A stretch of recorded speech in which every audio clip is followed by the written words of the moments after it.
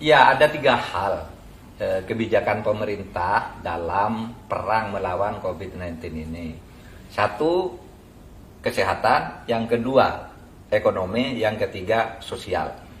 Yang menyangkut kesehatan, pemerintah tegas harus mengikuti protokol COVID-19 seperti yang ditetapkan oleh WHO yang kemudian diadopsi di Indonesia.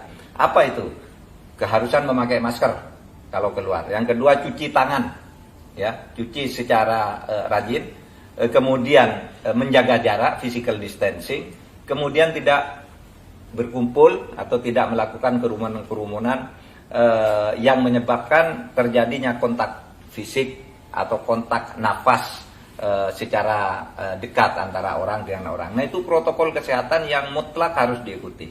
Lalu yang kedua, ekonomi tidak boleh macet, tidak boleh mati.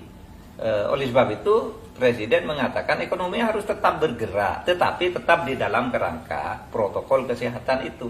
Itulah yang disebut relaksasi. Karena di berbagai tempat itu berbeda. Ada yang begitu ketat, orang mau bergerak ke sana tidak bisa, mau cari uang tidak bisa, mau ini tidak bisa. Tapi di tempat lain ada orang yang melanggar dengan begitu mudahnya. Nah, ini yang dimaksud kemudian perlu dia lakukan relaksasi. Relaksasi itu bukan berarti lalu melanggar protokol kesehatan gitu. Kemudian yang ketiga, bantuan sosial. Kebijakan ketika itu bantuan sosial. Presiden mengatakan harus cepat dan tepat. Tetapi jika pilihannya hanya satu, tepat atau cepat, maka Presiden minta agar cepat.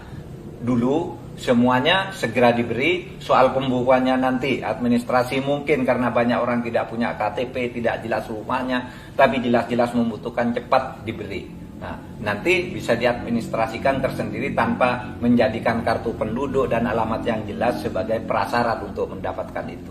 Nah, itu terutama bagi miskin-miskin, kaum miskin di perkotaan. Itu.